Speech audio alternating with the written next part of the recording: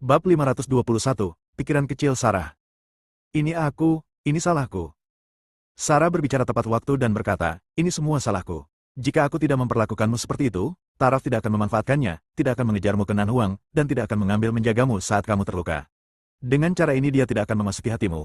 Itu kesalahanku, aku bukan istri yang memenuhi syarat. Sarah menyalahkan dirinya sendiri. Dia tidak melihat pengabdian tanpa pamrih Julian padanya. Pepatah lama yang membuktikannya adalah kamu tidak tahu bagaimana cara menghargai saat bersama, dan kamu akan menyesalinya setelah kehilangannya. Suamiku, aku benar-benar tidak menyalahkanmu. Saat itu, dia merawatmu tanpa pamrih tanpa meminta imbalan apapun. Kalau itu aku akan tergoda, tapi kamu tetap tidak setuju dengannya. Aku tahu bahwa kamu selalu seperti itu. Saya bekerja keras untuk berubah, dan saya ingin membantu kamu dan berbagi beban kamu. Sarah menjadi semakin bersemangat saat dia berbicara. Julian berkata dengan lembut, mari kita tidak membicarakan hal ini lagi. Ini sudah larut. Tidurlah. Besok pagi, Evelyn dan saya akan kembali ke Kyoto untuk bertanya kepada Raja tentang situasi Tuan Gao. Kami juga akan pergi menemui Melanie. Sarah mengangguk lalu terdiam. Keduanya bangkit dan naik ke atas. Awalnya Julian ingin tidur di kamar sendirian. Tapi Sarah ingin tinggal sekamar dengannya. Dia juga tidak berdaya. Di dalam ruangan, Julian duduk di mejanya, membaca volume kedua sutra medis, mengamati tiangan Qigong dan memahami kekuatan Vajra yang tidak dapat dihancurkan. Sarah selesai mandi dan keluar dengan memakai handuk mandi. Dia memeluk Julian dari belakang, membenamkan kepalanya di bahunya, memasukkan tangannya ke dalam lengan bajunya, dan menyentuh dadanya, suamiku, kita sudah lama menikah, dan kita sudah tidur bersama begitu lama. Malam ini, izinkan aku resmi menjadi istrimu. Sarah tampak lembut. Dia sudah bersiap. Dan sekarang Julian bimbang, dia harus melakukan sesuatu. Hanya dengan cara ini dia bisa mengikat Julian. Julian adalah seorang laki-laki, dan dia tetaplah pria yang kuat. Tidak peduli seberapa banyak Sarah menggodanya, dia tidak tahan. Dia meletakkan buku itu di tangannya dan berkata, Sarah, tolong beri saya waktu. Saya tidak. Sarah mengerahkan energi aslinya, memeluk Julian, mengangkatnya dengan paksa, dan melemparkannya ke tempat tidur. Saat ini, handuk mandi di tubuhnya terlepas, memperlihatkan kulit putih dan sosoknya yang sempurna. Julian ceroboh dan terlempar ke tempat tidur. Dia tiba-tiba melompat dan berdiri kokoh di tanah lagi. Benar. Begitu dia berbicara, Sarah bergegas ke arahnya, melemparkannya ke tempat tidur, dan berinisiatif untuk menciumnya. Bibir saling bersentuhan. Julian hanya merasa sejuk dan manis. Selain itu, Sarah menekan dirinya sendiri. Dia langsung tersesat.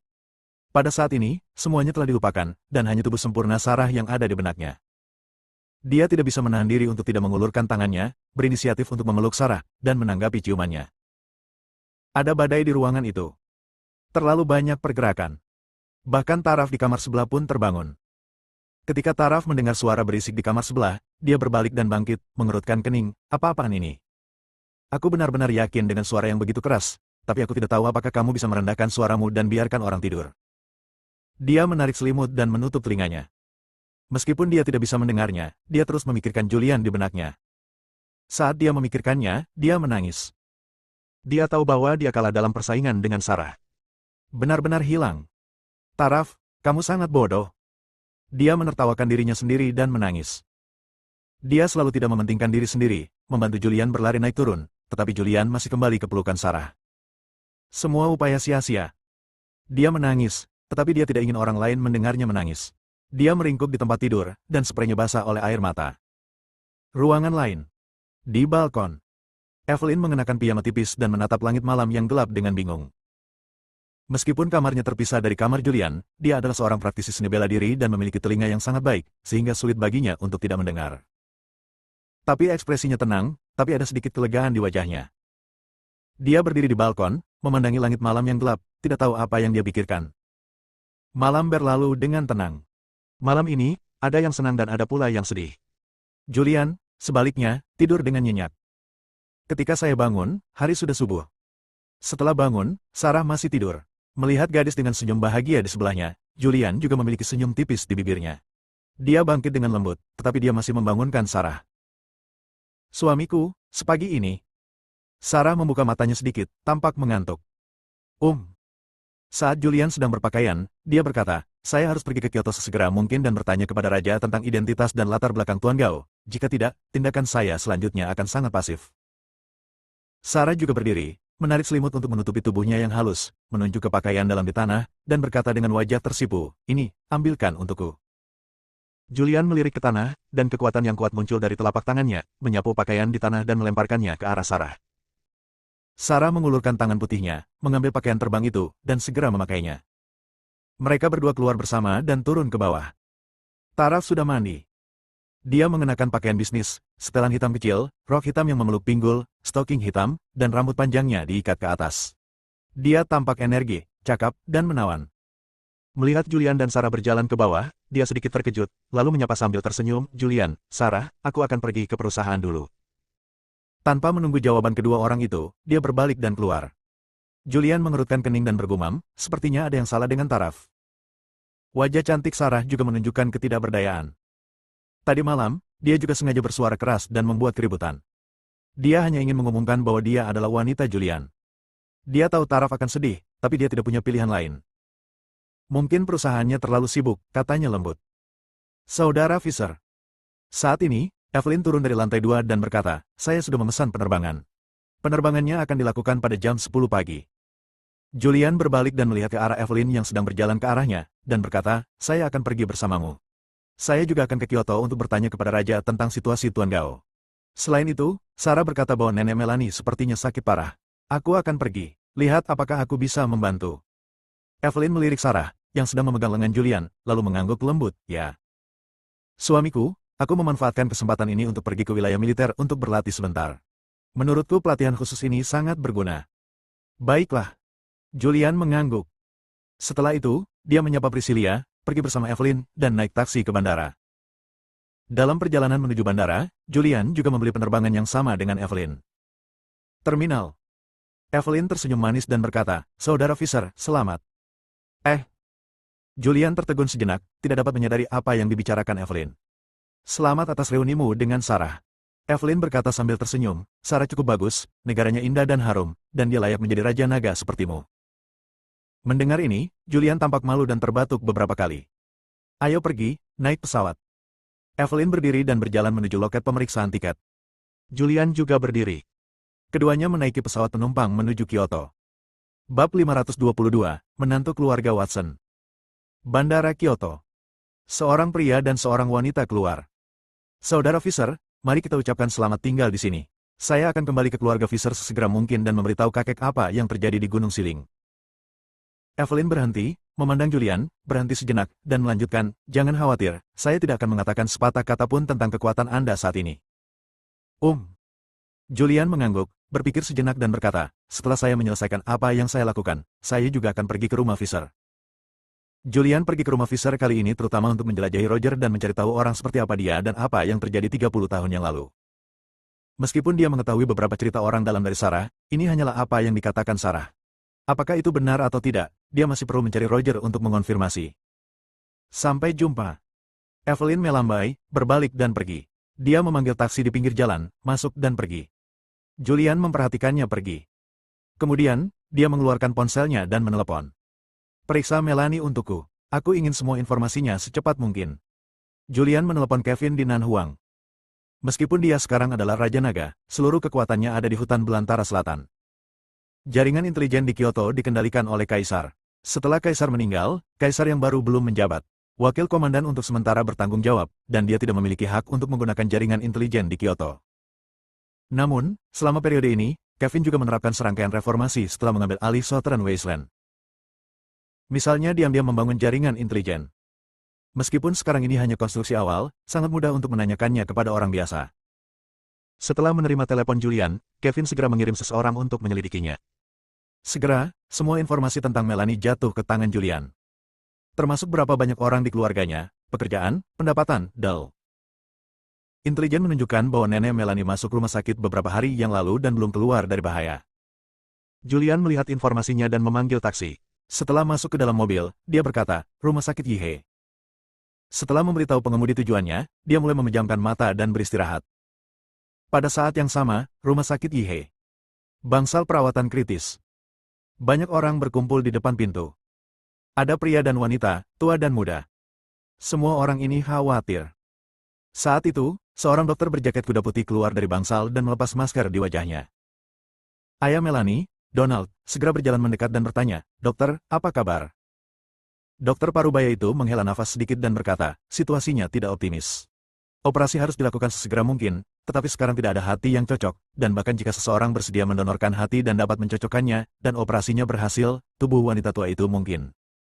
Mendengar ini, Donald mundur beberapa langkah sedikit. "Dokter Wang, apakah benar-benar tidak ada yang bisa kami lakukan?" Seorang wanita berkata dengan ekspresi memohon di wajahnya, "Anda harus menyelamatkannya." "Dokter," Wang menghiburnya, "jika kami dapat menyelamatkannya, kami pasti akan menyelamatkannya. Tetapi sekarang wanita tua itu tidak hanya memiliki masalah hati, dia juga menderita trombosis otak, dan dia akan meninggal karena pendarahan otak kapan saja. Dokter, saya mohon, tolong selamatkan nenek." Seorang gadis berusia awal 20-an dengan wajah berbentuk buah pir memegang tangan dokter Wang dan memohon. "Dia adalah Melanie." Dokter Wang menggelengkan kepalanya tak berdaya, lalu berbalik dan pergi. "Melanie, jangan khawatir. Aku sudah menghubungi ahli dari Amerika dan mereka akan segera tiba. Lalu aku bisa melakukan operasi pada nenek." Seorang pemuda berusia 20-an datang dan meraih tangan Melanie. Melanie dengan cerdik menghindari tangannya.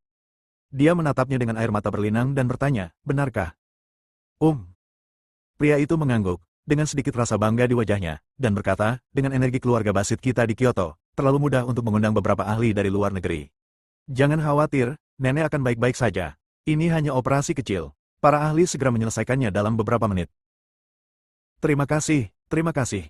Melanie bersyukur seolah dia telah memegang sedotan penyelamat. "Tuan Basit, terima kasih banyak. Jika bukan karena Anda, kami benar-benar tidak tahu apa yang akan kami lakukan. Kami tidak hanya mengatur untuk pergi ke rumah sakit Yihe terbaik di Kyoto, kami juga menghubungi ahli asing." Melanie sungguh beruntung. Saat kamu menikah dengan keluarga Basit, kamu akan menikmati kemuliaan dan kekayaan tanpa akhir. Magnus dan Melanie benar-benar pasangan serasi yang dibuat di surga. Keluarga Watson yang hadir terus menjilat. "Benar," Magnus berkata dengan senyum cerah di wajahnya, "jangan khawatir, aku pasti akan memperlakukan Melanie dengan baik. Kita akan bertunangan setelah nenek pulih dari operasi." Mendengar ini, Melanie sedikit mengernyit. Sesosok tidak muncul di benaknya.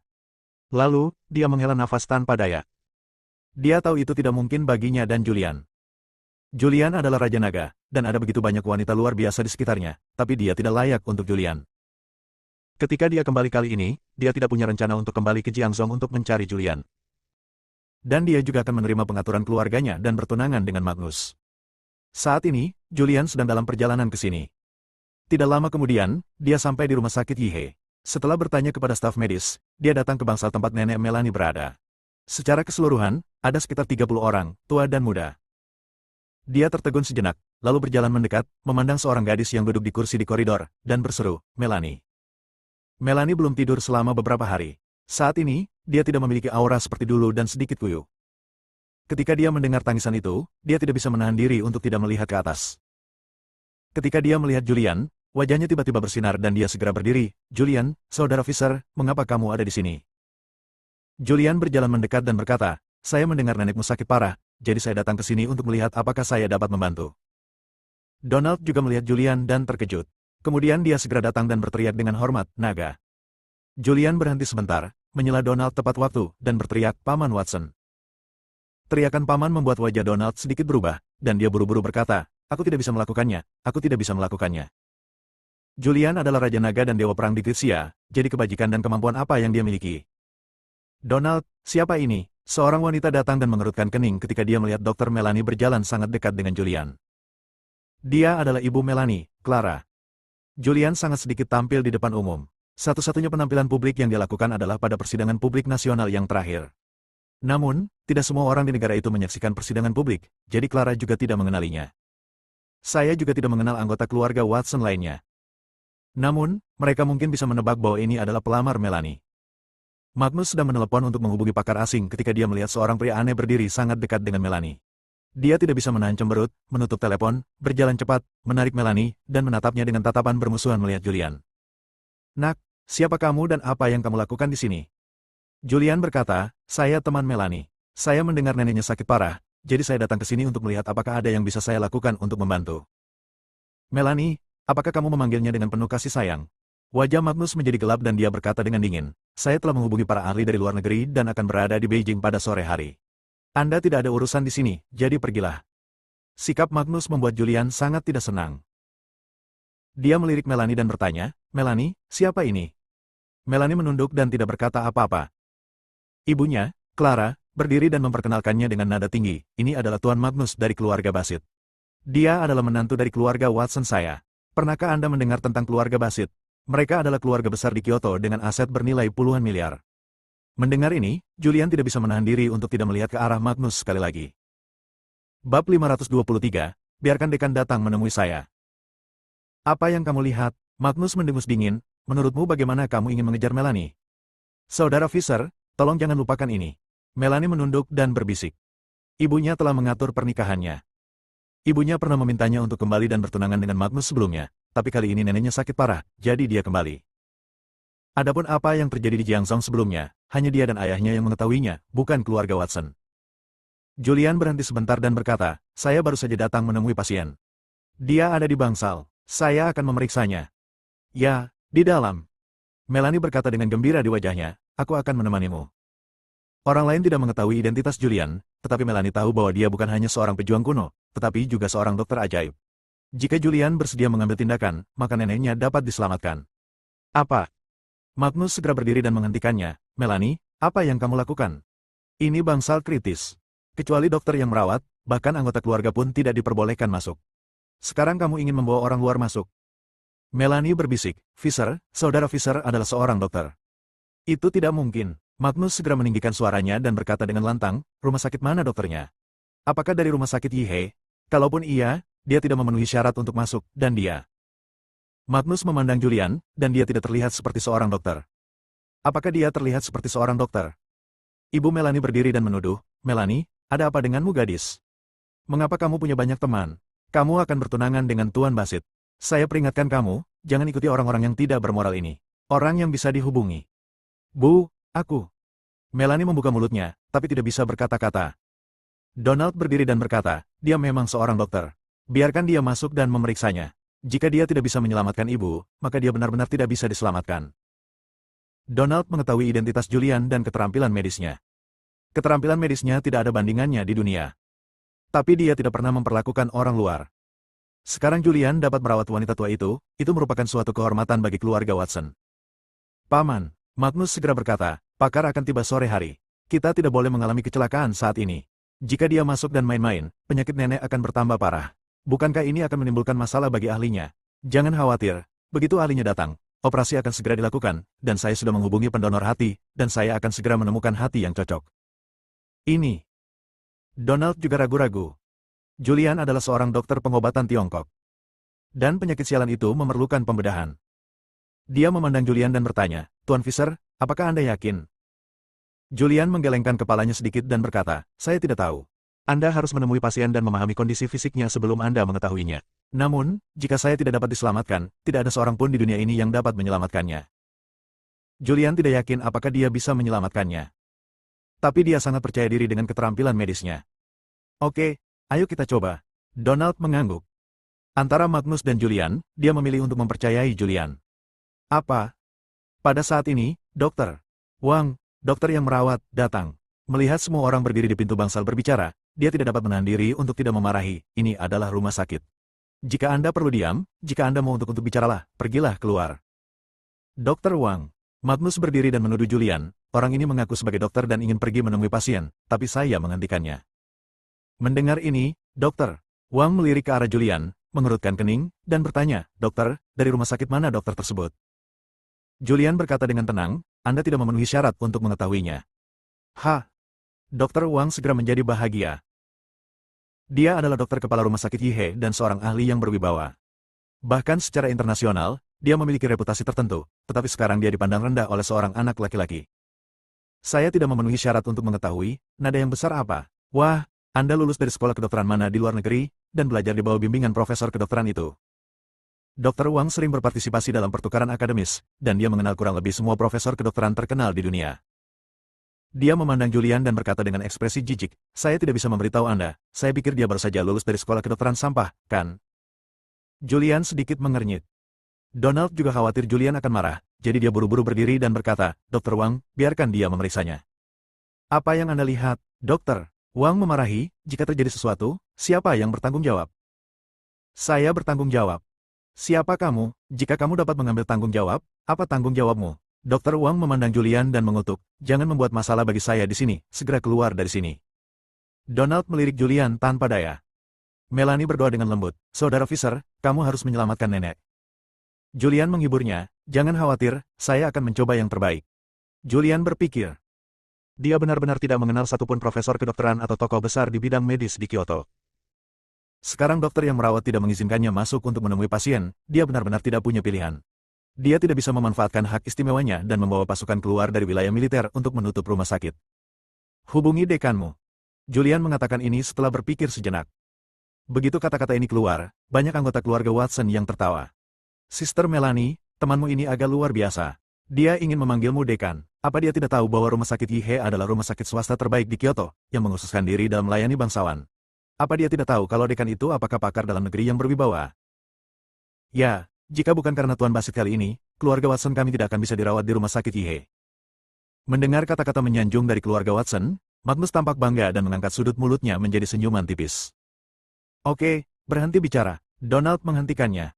Ayah, kamu bingung, para ahli yang disuruh oleh saudara ipar Hai akan segera datang. Sekarang kita hanya perlu menunggu dengan sabar.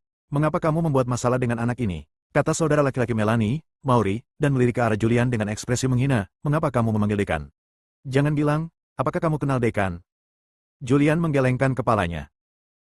Dia benar-benar tidak mengenal dekan. Namun kini, hanya direktur yang mendapat izin masuk ke bangsal tersebut. Julian berjalan ke samping tanpa mengucapkan sepatah kata pun, mengeluarkan ponselnya dan langsung menelepon Shadow. Di Kyoto, satu-satunya orang yang memiliki hubungan cukup baik dengannya adalah pengawal pribadi Raja, Shadow. Panggilan itu dengan cepat tersambung. Ini saya, Julian. Saya di rumah sakit Yihei di Kyoto. Saya ingin merawat pasien, tetapi dokter yang merawat tidak mengizinkan saya masuk bangsal. Anda dapat menemukan cara untuk memberitahu direktur rumah sakit Yihei dan minta direktur muncul dalam waktu 5 menit. Bangsal perawatan intensif 018 di lantai 3 Departemen Rawat Inap. Ketika Shadow menerima telepon Julian, dia langsung tidak tahu apakah harus tertawa atau menangis. Julian, kamu juga seorang dokter ajaib. Siapa yang begitu bodoh sehingga berani menghalangi jalanmu? Tanpa basa-basi, Julian langsung menutup telepon. Julian menelepon dan menunggu di samping. Keluarga Watson, Magnus, dan Dr. Wang semuanya tertawa, seolah-olah mereka baru saja mendengar lelucon besar. Haha, kamu membuatku tertawa terbahak-bahak. Kamu meminta dekan untuk muncul di hadapanmu dalam waktu 5 menit. Kamu pikir kamu ini siapa? Benar, aku tidak ingin buang air kecil untuk menunjukkan seperti apa rupaku. Semua orang tertawa dan tertawa. Julian tersenyum tipis dan tidak terlalu memperhatikan. Jika pasiennya bukan nenek Melanie, dia tidak akan terlalu khawatir. Tidak peduli berapa banyak uang yang diberikan, dia mungkin tidak akan datang untuk menyelamatkan. Bab 524, tercengang secara kolektif. Mengabaikan ucapan sarkastik semua orang, Julian duduk di kursi di koridor. Dia tidak tahu bagaimana Shadow akan memberitahu dekan. Tapi dia tahu Shadow pasti punya cara. Selama direkturnya ada di rumah sakit, dia pasti akan muncul di sini dalam waktu 5 menit. Melanie berdiri di depannya, menundukkan kepalanya, dan meminta maaf dengan suara rendah. Saudara Fisher, saya minta maaf karena telah merepotkan Anda. Julian sedikit menyerah dan berkata, tidak masalah, tidak masalah. Sikap Melanie terhadap Julian membuat Magnus sangat tidak puas. Jika nenek tidak sakit parah, Melanie pasti sudah bertunangan dengannya, tapi sekarang dia sedang menggoda pria lain. Dia segera menjadi marah, berjalan mendekat, dan berkata dengan marah, hubungi dekan, kan? Saya ingin tahu apakah Anda dapat memanggil dekan ke sini hari ini. Dia tidak tahu detail tentang Julian. Tapi di kalangan bangsawan Kyoto, dia belum pernah melihat orang seperti ini. Dia juga khawatir Julian dapat menggunakan koneksinya untuk menelepon dekan, yang akan membuatnya kehilangan muka. Dia mengeluarkan ponselnya dan menelepon kakak tertua dari keluarga Basit. Saudaraku, ini aku. Aku Magnus. Benar, apakah kamu tidak kenal direktur rumah sakit Yihei? Kamu meneleponnya dan memintanya untuk menemuiku 10 menit lagi. Ngomong-ngomong, aku ada di lantai 3 bagian rawat inap. Setelah menelepon, dia memandang Julian dengan bangga. Saudara Magnus, mengapa kamu mencoba bersaing dengan anak ini? Itu tidak sepadan. Itu benar. Saudara Magnus bilang dia akan muncul dalam 10 menit, jadi dia harus muncul dalam 10 menit. Sanjungan dari keluarga Watson. Donald melihat adegan ini dan ingin menjelaskan situasinya, tapi dia tidak berani. Karena dia mengenal Julian, dia adalah orang rendahan yang tidak pernah menggunakan identitasnya untuk merendahkan orang lain. Sebelumnya, di Jiangzhou, bahkan keluarga Hensel tidak mengetahui identitasnya begitu lama setelah dia menikah dengan keluarga Hensel. Jika dia mengatakannya sekarang, itu bertentangan dengan keinginan Julian.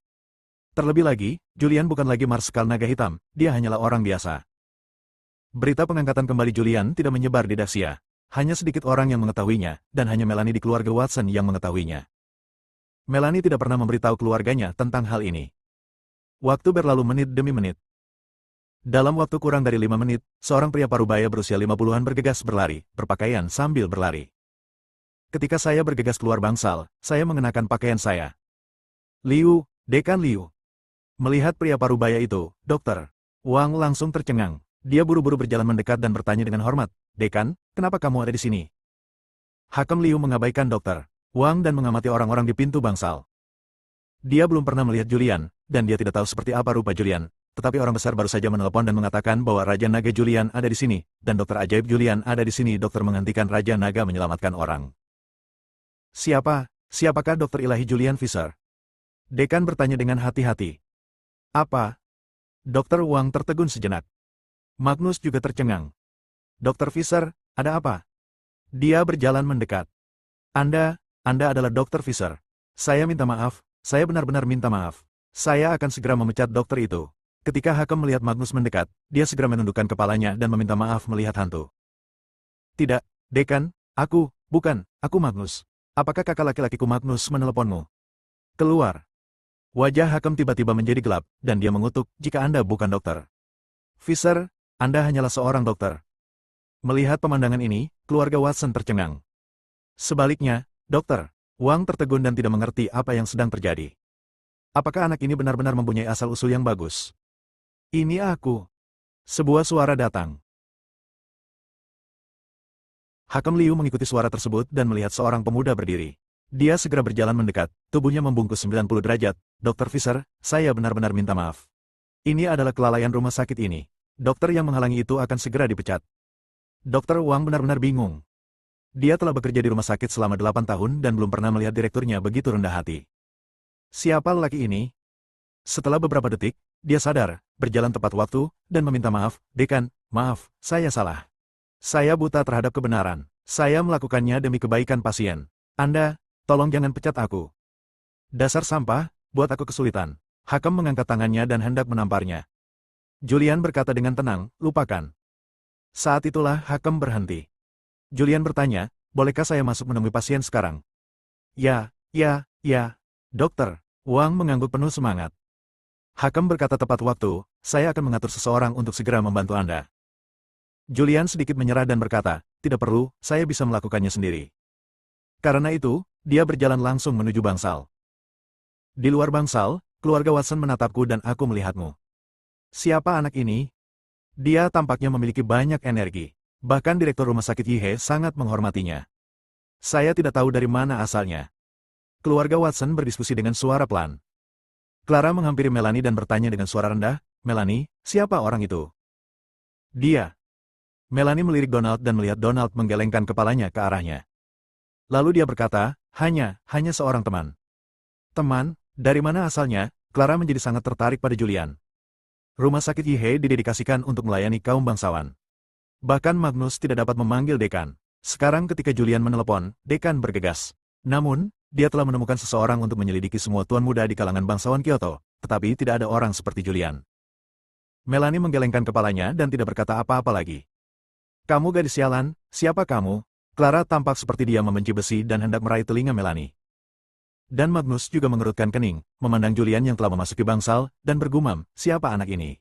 Saya belum pernah melihat orang nomor 1 di Beijing. Dengan panggilan telepon seperti itu, Dekan sangat marah. Apakah kamu datang berlari? Orang-orang di luar berspekulasi tentang identitas Julian. Dan Julian sudah memasuki bangsal. Seorang wanita tua terbaring di ranjang rumah sakit, dengan banyak tabung instrumen dimasukkan ke dalam tubuhnya dan ventilator di wajahnya. Julian berjalan mendekat, meraih tangannya, dan menyentuh denyut nadinya.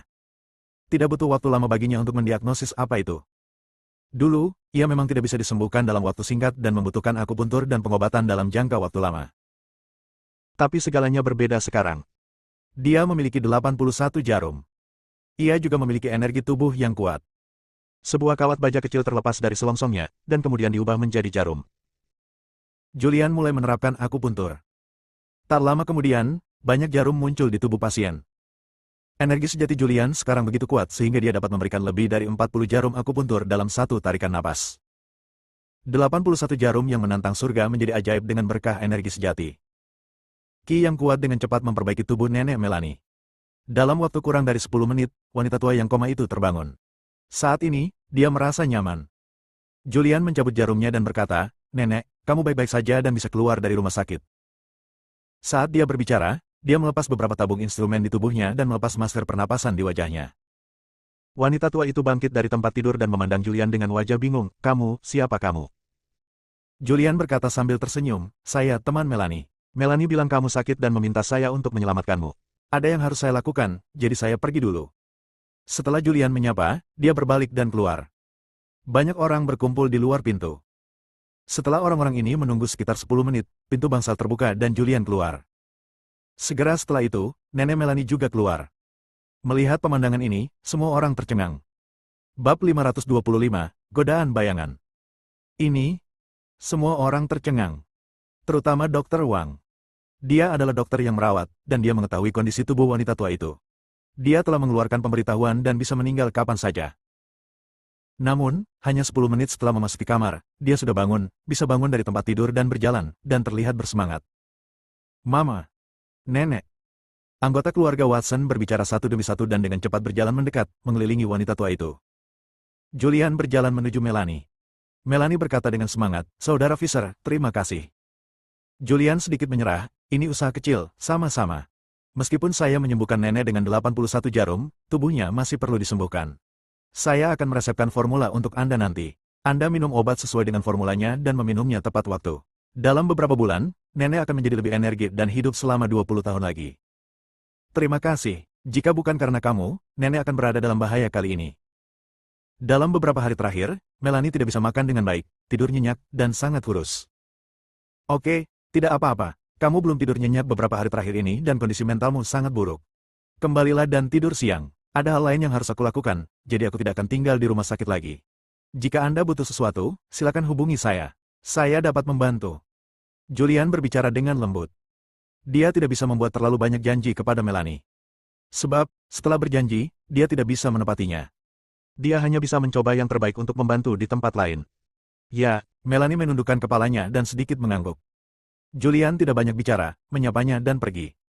Anggota keluarga Watson mengepung wanita tua itu. Melihat dia terlihat bagus dan dalam kondisi fisik yang baik, semua orang pasti kagum. "Ini benar-benar obat ajaib. Siapa ini? Kenapa begitu kuat? Aku baru masuk sebentar. Kenapa nenek membaik? Melanie, siapa dia?" "Ayah, kamu harus tahu identitasnya, katakan saja padaku." Melanie tidak mengatakan apapun, dan Donald juga tidak berbicara. Dekan menghela nafas dalam-dalam dan berkata, "Saya tidak pernah menyangka akan melihat pemandangan ajaib seperti itu dalam hidup saya. Tidak mengherankan jika dia adalah dokter ajaib dari Gritsia. Keterampilan medisnya tidak ada bandingannya di dunia. Ini bukan untuk tidak ada apa-apa."